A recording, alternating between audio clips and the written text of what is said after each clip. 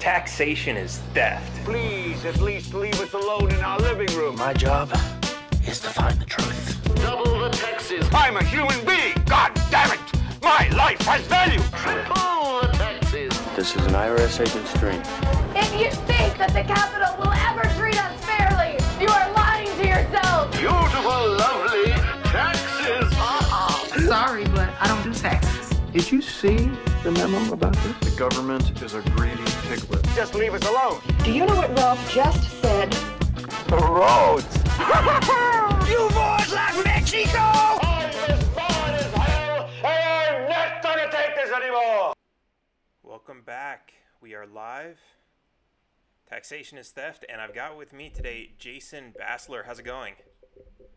It's going great, Dan. Thanks for having me on. Awesome. Yeah, it's good to have you on. So Jason is the co-founder of the Free Thought Project. He's the founder of Police the Police and also V for Voluntary.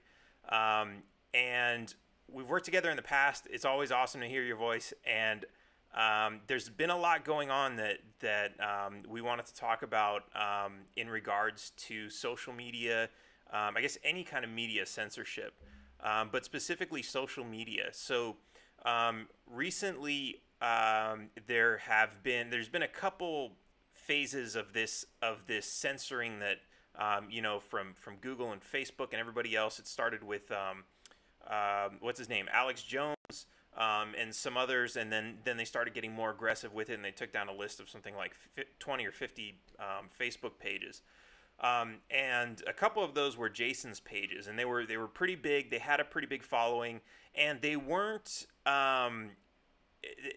as, I would say, incendiary as Alex Jones.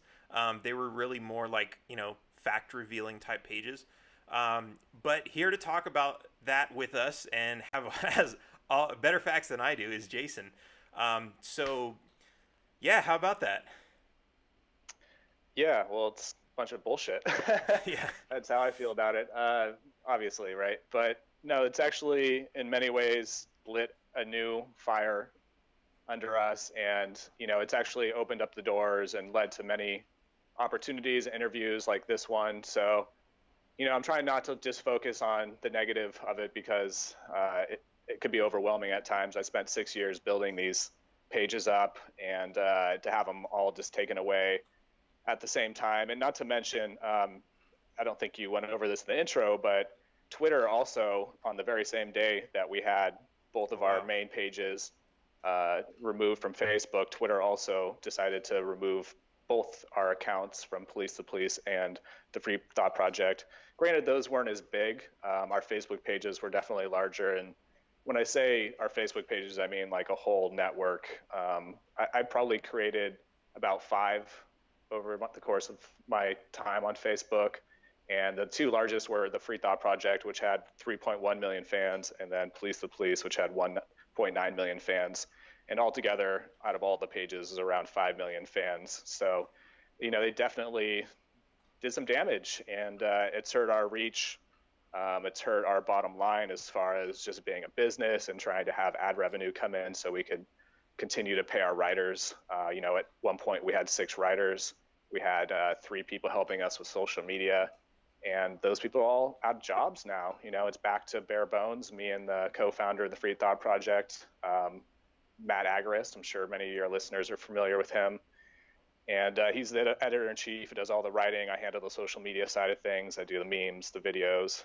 And of course, I have some help with that. We've had a lot of great employees over the years helping out with our pages and site. So, but yeah, it's definitely a blow. Not only that, I've also been kicked off of Tumblr. I know, go ahead and laugh, right? Tumblr. But I created an account back in 2012 just to post mostly political type of information, police accountability and stuff like that. And yeah, within the last, I guess it was 3 weeks ago or so now, I got booted from Tumblr as well. And I haven't received an appeal response back from Facebook or Tumblr. Twitter's been kind of giving us the runaround, unfortunately, but it's been a nightmare, to be honest. It's been pretty rough, but trying to keep, an optimistic view on things. So right. Yeah. So it's, I mean, I'm not sure how long I've been following, but I know I've been following, Free Thought Project at least since, man, if you said it's 5 years old, it had to be right around the beginning.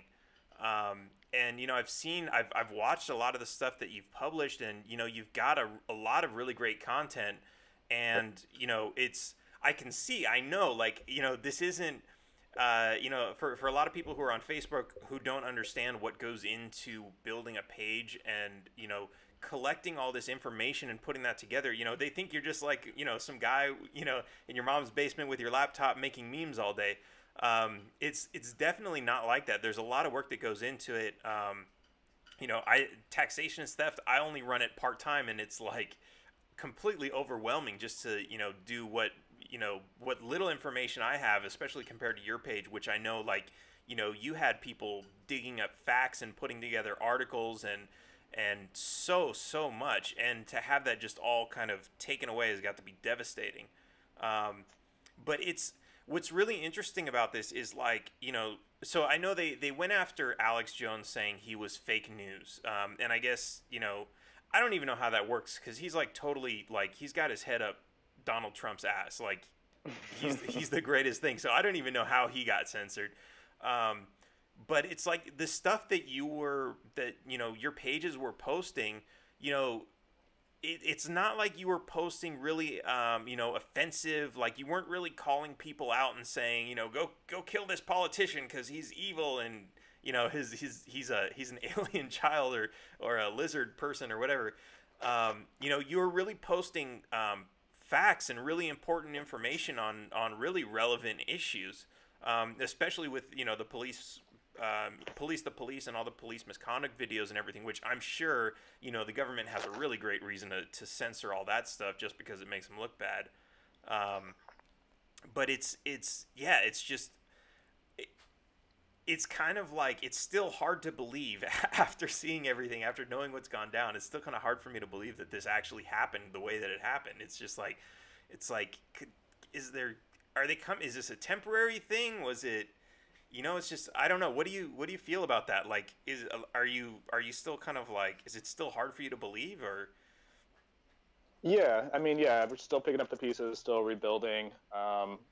It's hard to, kind of start over again. The motivation is, we've done this. I've gotten a page to 100,000 fans. I've gotten a page to 1 million fans, and I know how much work that takes. And it is a bit overwhelming to think about doing all that again. But at the same time, this is more or less what I'd rather be doing with my life. I don't want to go back to a 9-to-5 job. I have too much time invested into this. I've made too many connections.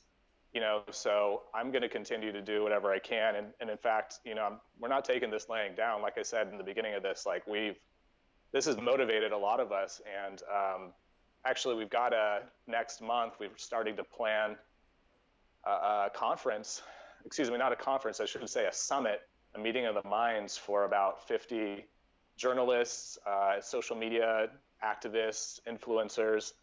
And we're all going to meet up in Houston, try to talk about this and try to figure out the best path forward for a sustainable future. And that's just one example. We're taking a bunch of different avenues to try to combat this and just fight back. They don't want us on their platforms, obviously. Well, you know what? We're going to create a 2.0 page. just like Liberty Memes did, they made a 3.0 page. They made a 4.0 page. Facebook kept taking them all down. And we'll do the same thing. We're not doing anything wrong. The thing is here, it's like, yes, some people might hear what I just said and be like, wow, like this guy sounds like a dick. He's just trying to violate the rules. But the thing is, like, we're not violating their rules. They're engaging in selective enforcement on, and like you mentioned a few minutes ago, all anti-state, anti-establishment pages. And if you looked at that list of people that were taken down in October, that's the majority of, and whether it be on the left or the right, there's a very particular theme there about them being anti-war and anti-establishment. Every page that was taken down, the anti-media was one of them, Press for Truth. We could go down the list. And so, it feels like there's a pretty clear agenda what's going on here. And if we were to kind of go into Alex Jones territory and put our tinfoil hats on, I guess we could kind of speculate as to what exactly is causing that. but it feels like it's not really speculation when you see a pattern, and it's a pretty consistent pattern.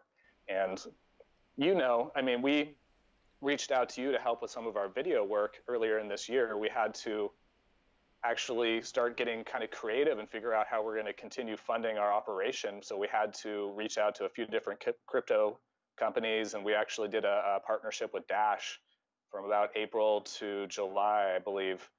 And we were making content with their little logo next to ours, just trying to help promote their brand. And at the same time, they're giving us some crypto in exchange. And so we've had to get really creative about how to be sustainable in this environment, because back in the day when this all first started, in 2013, 2014, Facebook was a haven. I mean, it was a perfect place to start a website and actually get some reach, page, and so since then, it's totally gone downhill, and it's gone the opposite direction.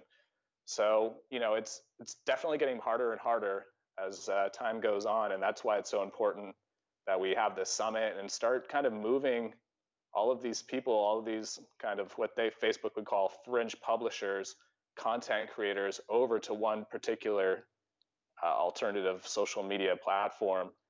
And I think that's kind of crucial, because there's like 50 right now, right? Like there's Dysphoria, there's MeWe, there's a bunch of different things. So I think we just all need to go to one place and really try to focus on that. Of course, I guess that sounds a bit collectivist of me. Right. It's I think it's crucial at this point, because social media is just going to keep getting worse and worse. I mean, we've seen that. We see the pattern going on here. Yeah. So that's really interesting. Are there any, like, I know you've got Free Thought Project has its own website, right? Yes, sir. And does Police the Police, or that one doesn't?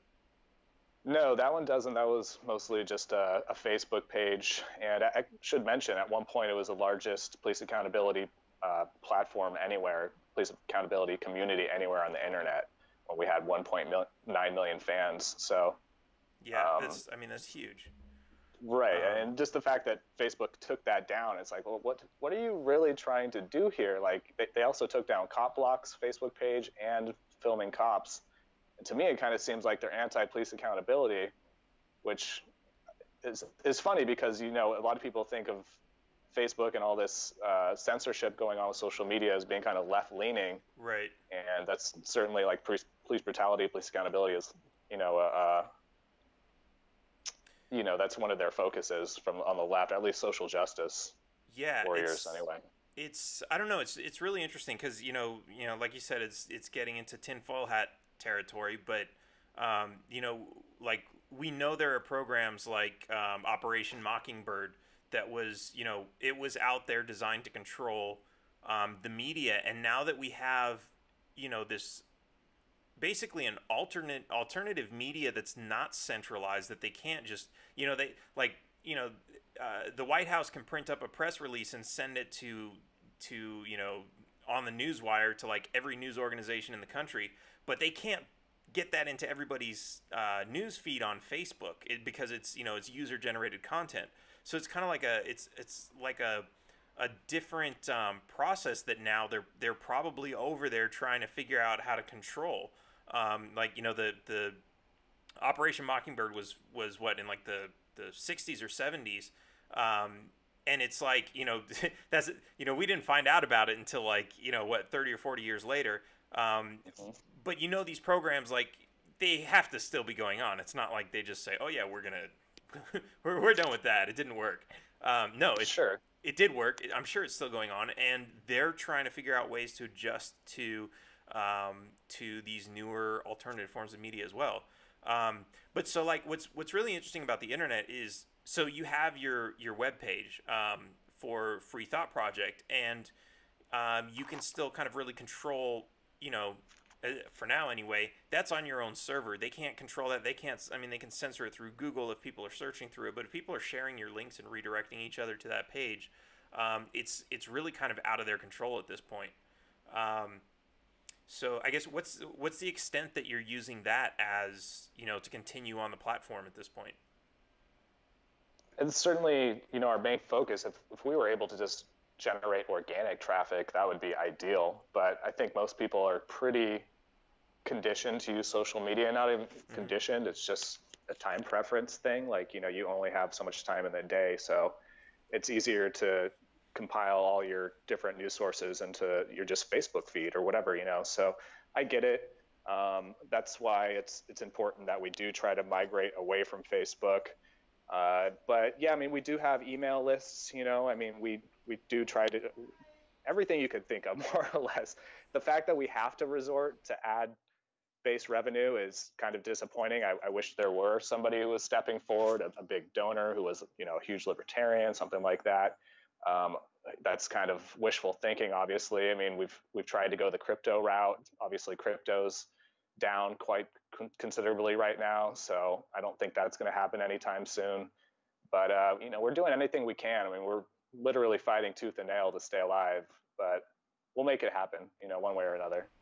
So tell me, or can you tell me more about this summit that you were talking about?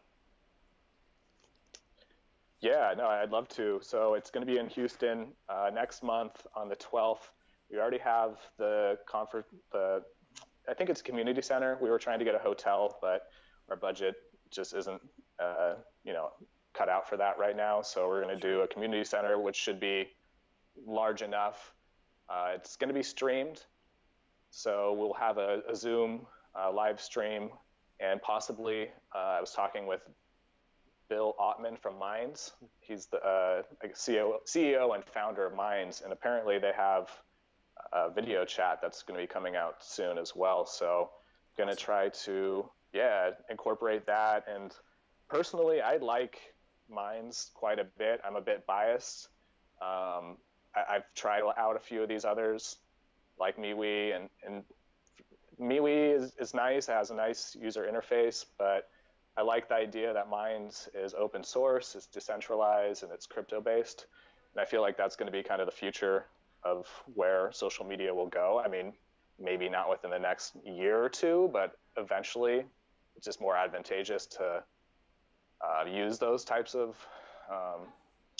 so I believe Minds is kind of going to be the push. Minds is going to be at the conference.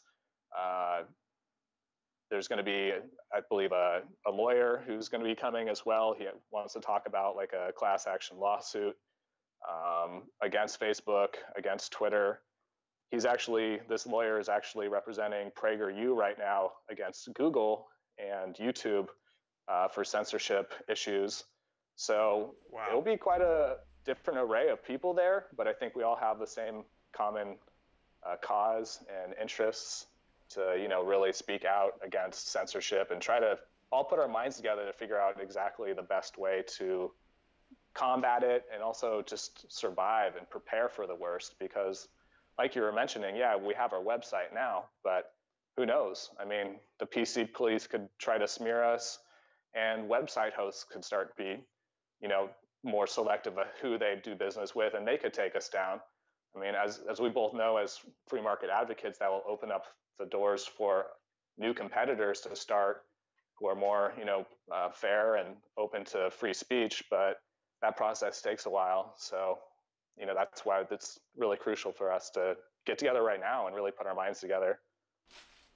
Yeah. So I want to go back for a second. You said PragerU was censored. Were they taken down also? No, I believe they were having YouTube issues. They were getting strikes on their videos. Some of their videos were being removed, and they were really straightforward videos. Nothing even controversial. Right. But, just like how all this works, I mean, they're redefining terms like hate speech, these big social media companies. So if it's anything under their umbrella that they want to take out and try to selectively censor. So I'm guessing that's kind of what happened to PragerU. I'm not totally familiar with the case, but I know this lawyer's, what's his name? Peter, I can't remember his last name. Obsler, right? Peter Obsler. But he's apparently worked on a bunch of big cases before, and he has the balls to take on big companies like Google and Facebook, which a lot of lawyers don't. I mean, I've talked to a handful just trying to understand and see if there's any type of legal basis to, move forward with some type of lawsuit. And all of them just shot me down or thought it was way too complex or realized there's too much of a gray area. So at least we have this one guy on our side, and hopefully he kicks some ass for us. Well, what's interesting, so I've worked with a lot of lawyers, mostly in marketing, and what I've found is not too many of them are very tech savvy. So I think that's like a huge part of it. I mean, especially we see these congressional hearings where Congress, what did they ask the CEO of Google something about the iPhone? It's, and then I think one of the guys asked Zuckerberg, well, if it's free, how do you make money on it? I think, and a lot of congressmen are obviously lawyers, but I think that's kind of a part of it. Is technology is a niche when it comes to lawyering. So I think that's one of the difficult issues. But then of course, they know, hey, I might be able to file the paperwork, but Google's going to have five liars, whatever, full time working against me, throwing 50 times as much paperwork at me that I'm going to have to respond to, and right. I know you don't have $50 million to pay me and hire 10 other people to go through it. So I know it's really difficult. So that's awesome that somebody wants to do that. But another interesting point that a lot of people they always take the stance, especially in the libertarian side. They're like, okay, well, yeah, but Facebook is private property, YouTube is private property, so they really should be able to do whatever they want. And for the most part, I actually agree with that. But the fact is, if we just went there and we built these followings and just doing what we do, providing content, that would be one thing. But the reality is, I don't know what you've spent, but I've spent a lot of money on Google and Facebook, and because you don't just set up a page and start sharing content and then you have all of a sudden millions of followers. You have to pay to advertise. What a lot of people don't realize is any page that's got more than probably 50,000 followers on it has been paying to advertise, because they know they know people are willing to pay for that. They're not just going to give it away for free and say, oh, this guy's got good content, let's promote him so he's got 10 million followers. It doesn't work like that. So what's really interesting about this, and I don't know if anyone's brought this up in a lawsuit, because I'm sure they've got it in their terms and conditions, when we cancel your page, all the money you gave us is go fuck yourself. That's the reality, is we've spent this money under the assumption that, okay, well, Facebook seems relatively nice. They're allowing us to post our content. We know what their rules are. No nudity, no totally graphic violence, or we know what their rules are. We're playing by the rules. We're giving them money. We're promoting this page, and then all of a sudden they're like, oh, we changed our mind. We have partners in government who no longer agree with the stuff that you're posting, so we're going to take it all down. Now you've lost all this investment that you've put in, time, money, all this other stuff. So I think it is more than just them saying it's their private property. There's kind of a contractual obligation there that they have to their customers, I think. Yeah, absolutely. No, it was definitely a bait and switch. I mean, that's exactly what happened. And the same thing as to what I was referring to earlier, when 2013, 2014 first started, page owners were popping up left and right. And mind you, this isn't just alternative news page owners. These are page owners, publishers, content creators that run the gamut, right? So, I mean, anything from jet skiing to bowling to anything you could think of, there's pages dedicated to it. So we all helped create and build Facebook by creating new content on a regular basis. And that in turn brought the masses. I mean, yes, to be fair, Facebook has a ton of features, but when you think about back in 2013, 2012, people were coming for the pages. People were using that because there was a lot of value and utility from the pages, and people just liked the niches and various niches and whatnot. So over the course of time, Facebook, you would get more and more fans, but Facebook gave us less and less reach.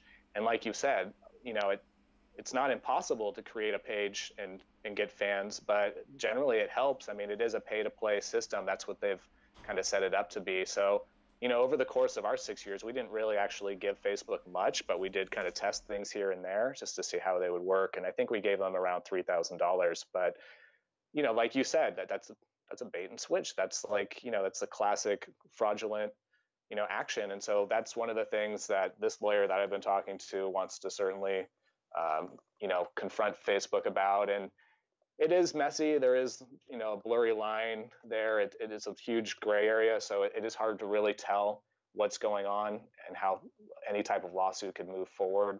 But as you mentioned, Facebook has also openly announced back in May that they partnered up with what's called the Atlantic Council, which is more or less like a NATO front group, which kind of whitewashes like war propaganda and kind of fosters hatred towards, the whole Russia propaganda narrative. And of course, they're funded by huge arms manufacturers like, Raytheon, Lockheed Martin, Boeing, also the big pharma companies. I mean, these guys don't have they don't want us to survive. They don't want us to exist. And so the fact that Facebook's openly partnered with them, I mean, that's pretty suspicious as well. And I mean, does that classify Facebook as being a private entity? I mean, to me, that kind of blurs the lines, right? Right. Yeah. They're man, I don't know. It's definitely, and what's really interesting about those things is like those companies have already spent billions of dollars to, like people like us, we look at those companies and we know they're manufacturing bombs, they're getting dropped on innocent people, and they're spreading propaganda around the world. But that propaganda is actually causing like millions of people all over the world, probably billions of people all over the world, to believe that some of these countries, like, especially when you talk about like NATO and the UN and like all this, they're all trying to do good things. The World Health Organization, they're all trying to do really great things. They've got like this really like good facade of helping people on the front of it, but what are they doing in the back? And people like us, we know that there's some sinister stuff going on there. Maybe that's not the heart of the world's problems, but there's definitely some shady stuff going on there that they're helping to cover up with all of this propaganda about the stuff that they're doing, when in reality behind it's all funded by all the warmongers who are profiteering off of all of this. So it's really interesting that. So I guess like there's when it comes to a private company, let's say a private company would still have the right to make a partnership with public entities, I guess, but I don't know, like what's the obligation when they start receiving public funds from that partnership, like money they're now receiving money that was stolen from taxpayers in order, right, to as part of the agreement of the partnership, because ultimately it's a corporation, they want to make money. I'm sure that partnership has some money coming in the door for them, and that's money that was stolen from us, right? So we're now funding an organization that's bribing Facebook to take down our own pages. Yep. That's definitely, if you could trace the money around through that would definitely be an issue that needs to be taken up. Sure. So yeah, that's really interesting. But of course, that's the type of thing where will we ever have access to those records, because a lot of that stuff's really well hidden, or at least they're going to put you through like this massive bureaucracy to get them, and you're going to have to go through all the courts and everything. So that's an interesting part too. Just like Operation Mockingbird, though, right? I mean, we'll probably find out 30 years from now. Right. I'll be great in a wheelchair being like, I told you people, I told you I wasn't a conspiracy theorist. Right. But, man, our story is literally like the all-American story, which is the most ironic part about this. I mean, I started from a 9-to-5 job that I hated. I was working at a grocery store, and I just started getting interested and involved in all this stuff. I mean, I started a page, started a couple pages, started getting fans, met a guy who was a writer. We put together a website. We started creating value for society, and we started having success. I employed people. I mean, I was a boss. Like, it blows my mind even still to this day. But like, we were doing things that people found valuable, and it blows my mind too. I mean, the police page, before it was shut down, it had over 16,000 reviews, 4.1 stars out of 5. And I mean, that just showed, I mean, people wanted this information. People were hungry for it. We were producing information about America to give to other Americans so they could make their own decisions about how they want to proceed, either voting or without voting, just, in everyday life. But yet we're the bad guys. We're the ones getting removed from platforms. And, there's plenty of people calling us, Russian bots and, associating us to all that nonsense propaganda as well. So it blows my mind. And, it blows my mind too that there's still, I don't know, I don't want to sound self-absorbed here, but like, I feel like more people should be talking about this, and not just us, but like the whole, erasing of the entire, not the entire, but a huge portion of the alternative media. I mean, one of our close friends in this, Nick Burnaby, he runs the anti-media, and he had 2.1 million fans. His page was removed. They took down his Twitter account the same day. And of course, the mainstream media is quiet about this. And of course, yeah, they don't have any incentive to talk about their competition. I mean, they're not going to be. They're in on it. I mean, they're exactly. They're on the government's side. The government wants them around. The government wants them to keep reading their press releases. Right. So I think if anything, they'd be happy about it, and their job is to, I guess, help suppress any outrage about it by not talking about it. Yeah. Well, we do have a couple people. I mean, I did an interview with Rolling Stone, if you could believe that, which actually just came out this month, and the magazine version just came out this month too. But even, this kind of counterculture writer, Matt Taibbi, I think that's how you say his last name, who was the guy who interviewed me. Everybody within our social circles was like, this guy's on our side. He writes for Rolling Stone, but he's trying to do good. He's trying to tell you, or, expose your story about all the censorship and everything. So, of course, here I am opening up to this guy and telling him every detail about all of our struggles with throttling and shadow bans and 30-day bans back to back and this and that, and what does he do? The article finally comes out, and, he marginalized me and us, the Free Thought Project, just like every other mainstream media organization. He calls me controversial and fringe. And of course, he points out some of the more, I guess, controversial articles that we've written in the past about geoengineering or whatever, and it's funny how, we don't even have allies in that sense. I mean, yeah, obviously Rolling Stone's mainstream, but they've always kind of had that counterculture vibe. And, even they've kind of, I don't know, have to put kind of a sanitization on the information they put out, because, they don't want it to be too radical as they view it. Right. What's interesting? I was just watching this.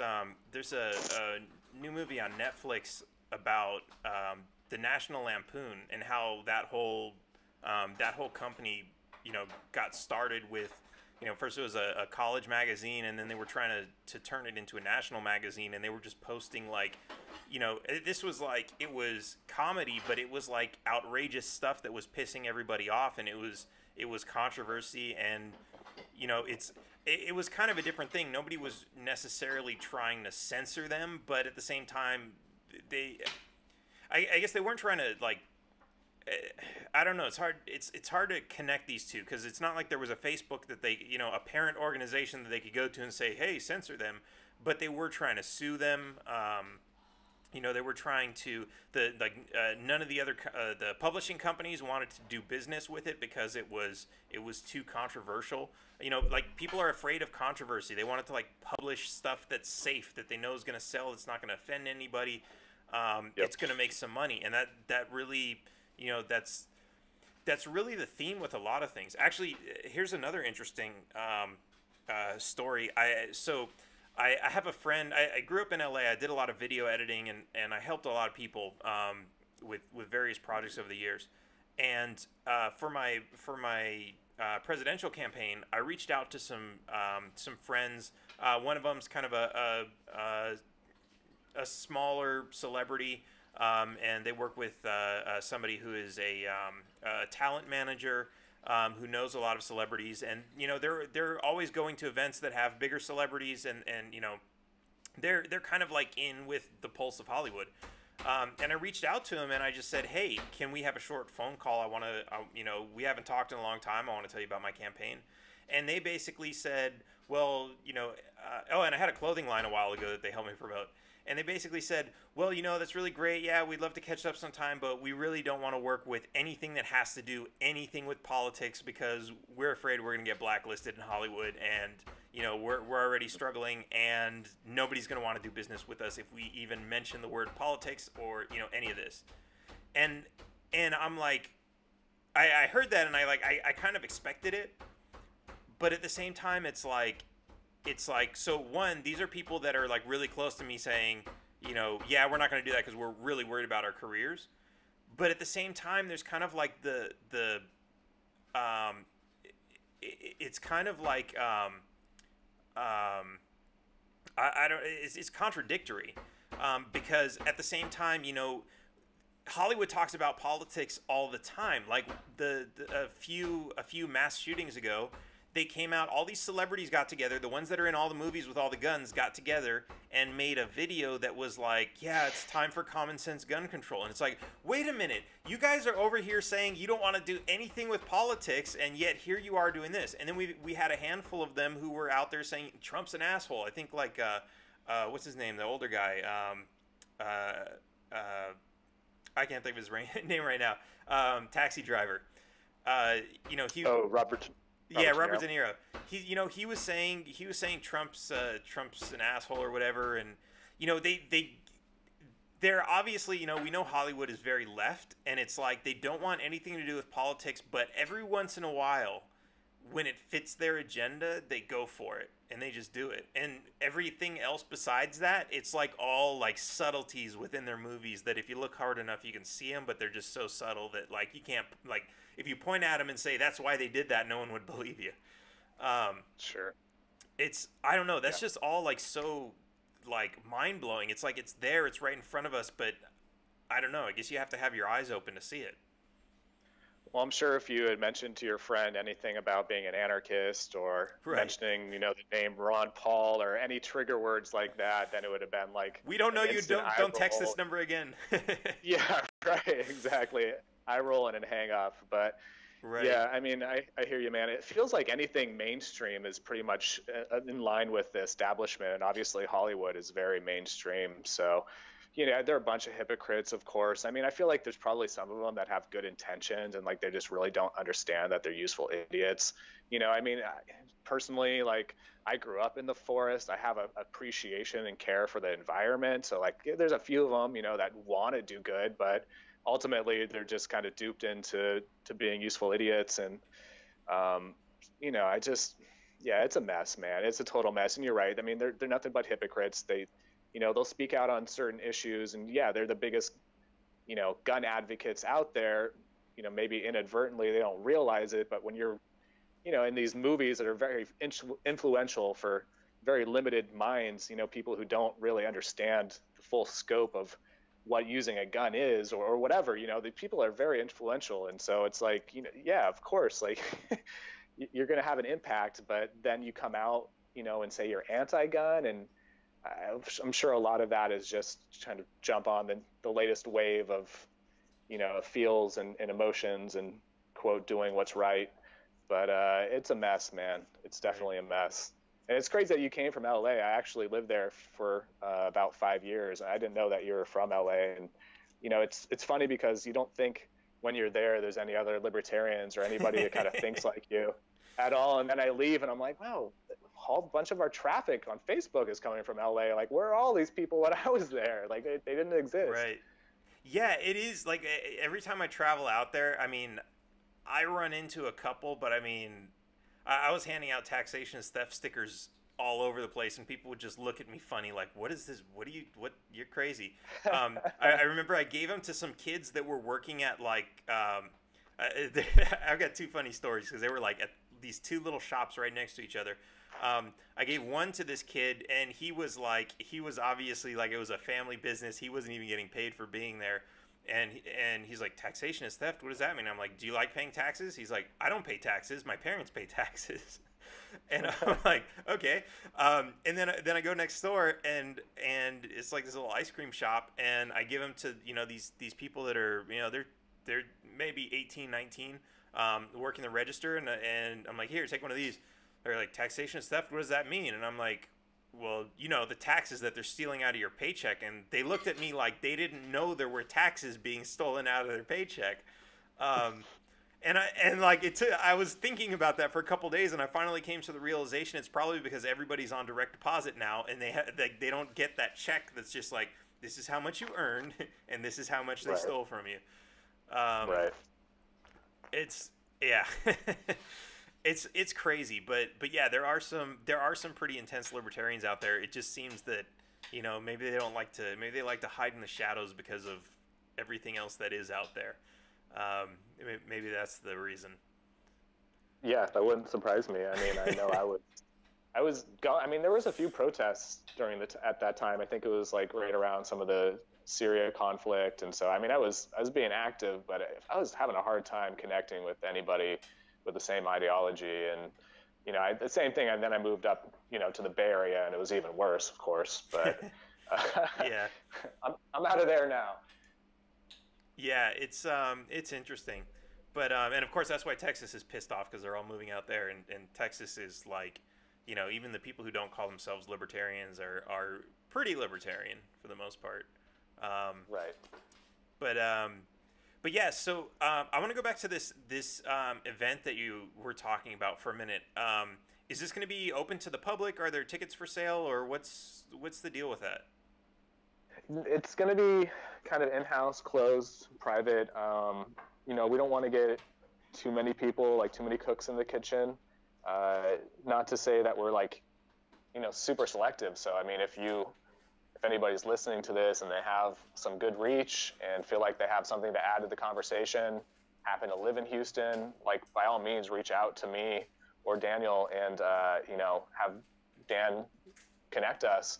I would love to put you on the list. So it's not like exclusive in that sense where we have a set list and that's it, but we're also just trying to keep it somewhat reasonable so it doesn't necessarily feel like a conference. I personally don't want to put too much pressure on anybody, because we're going there to kind of put our heads together and network, and so if it's kind of like a relaxed atmosphere, I think that will probably happen a little bit more. But with that said, we're still working on like a rough kind of guideline to the day, just so we're productive and kind of keep things moving along. But yeah, the conference center is paid for. We're about a month away, so we're sending out some of the final emails with all the details and everything. I'd love to put you on the list as well, man, if you'd like, if you think that's something that you're interested in. I'd love to, but I don't think I'm gonna be able to make it out there that weekend. But I'm gonna look at my calendar after this and see what's going on and see if I can work something out. But definitely, sure. You said it's gonna be is the event gonna be broadcast? You said. Yeah, so we'll have like a Zoom or a Minds video going with just the people who are invited. I don't think that's going to be open to the public necessarily. But if you're invited and you're on the list and you can't make it physically, you could certainly attend digitally. Okay, awesome. I might see if I can do that. That'd be awesome. Okay, cool. So let me, I just want to give you a chance to plug all your websites. So if anybody's interested in following you or keeping up to date with any of your projects, where's the best place for them to go? Sure. So obviously the freethoughtproject.com is kind of our main hub. You could go there. You could sign up for our email. We also just started doing podcasts, which I want you to be on our show. Dan, I know you have your hands in a bunch of different things, so it'd be awesome to hear more about that and see what you've been up to. We're also on pretty much any social media platform you could think of. I mean, even the obscure ones, we're on Steemit. We're on Instagram, we're on Tumblr, we're on Facebook. On Facebook, we're the Free Thought Project 2.0 because they killed our original page, and same with Police the Police 2.0. MeWe, Minds. You could follow me personally at Twitter, Jason Bassler 1, and our editor-in-chief, Matt Agrist. He's also on Twitter, so check him out. Awesome. All right, cool. Well, I think we're going to cut the show a little bit short today because I know you've got some important things to do today. Is there anything else you want to talk about or squeeze in before we get out of here? Yeah, like I said, like if anything, check out Minds. Like if everybody who's listening to this just starts an account and follows a few accounts that they are probably interested in. I mean, believe it or not, there's quite a few already who have signed up and have been posting regularly. It's kind of cool. It has a token-based Ethereum token, so it will actually, you could transfer tokens between users. So if I really like what you're doing, I could send you a handful of tokens or whatever, and each token gets you 1,000 extra views boosted in the news feed. So even if you're just starting out and you're like new to content creation and you don't have any followers or whatever, I mean, this is like a great way to get your information and content out there into people's news feeds. And like I said, they're decentralized, they're open source. It's kind of going to be the future. So I'm just personally trying to get everybody to migrate that way. Obviously, I'm just some guy, so you don't have to listen to me, but it seems to make sense, you know, if we could all get on the same page. Yeah, and that's, you know, I've kind of been, I've seen a lot of these things go up. I experimented with MeWe. I have a Minds account. There's the other one that, what is it, that Kokesh was pushing pretty hard. I can't think of what it was called, but it was another one. I remember trying to sign up for that one, and it was like you have to be a software engineer to like get an account. Like the number of hoops you have to jump through is insane. Yeah, that's not good. But I remember Minds was like, it was really easy to use, and now that I'm hearing some more of this, I'm probably, and you know, now that kind of, I mean, the sand hasn't settled yet, but I think we're starting to see, like we're kind of getting more mature in terms of these decentralized social media platforms. So I think now is probably a pretty good time to start. I'm not an early adopter, so I guess now's a good time for me to start playing around a little bit more. And it sounds like Minds is a good place to start. So maybe I'll set up a taxation and stuff page over there and start posting to that. Yeah, not only that, they actually just got $6 million in funding as well from Patrick Byrne, the I remember that founder of Overstock. Yeah, so like they're dedicating all that money towards new features and functions on their site. So I think it's honestly going to be giving Facebook and Twitter a run for its money. And just really quick as well, like if you type in minds.com on Facebook right now and try to send that out as a message in Messenger or just try to post it anywhere, just minds.com, that's all you have to do. You'll actually get a CAPTCHA come up and like a security check saying like this link isn't allowed and it's detected as being like whatever spam, or I don't even know what bullshit that Facebook gives you, but they give you some kind of excuse to scare you to not share it. That's how threatened they are of Minds. So, and not only that, Google actually just removed Minds from their app store. So if you go to try, you know, to the Play App Store, you can't even find their app anymore. So like it's obvious that they're already taking precautions to try to limit the exposure to Minds. So that should be all the information that you need to go over to Minds and sign up. And not only that, the founder is a total advocate for free speech. I believe he's libertarian. He's definitely, if he's not libertarian, he doesn't believe in either party, and he's not going to ever be pressured by them. So I think we have a lot to kind of go. We have a lot in our corner when it comes to Minds. So I'm an advocate, as you can tell. All right. Well, that's probably the first thing I'm going to do as soon as we get off of this podcast. But so it was great having you on. That's a lot of great information. I wish you the best of luck. I really hope you can figure out a way to bounce back to full speed with all of your projects, because they were really great sources of information. They were doing a huge amount of good for the world. So I hope we can pick back up with that and maybe come back 2 or 3 times as strong as you were when they shut you down, and continue to grow. But thank you for coming on the show, and it's always great to hear your voice, and we'll talk again soon. Awesome, man. Thank you so much. All right, and taxation is theft.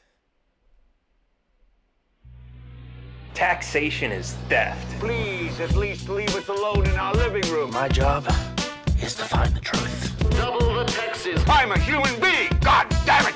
My life has value. Triple the taxes. This is an IRS agent's dream.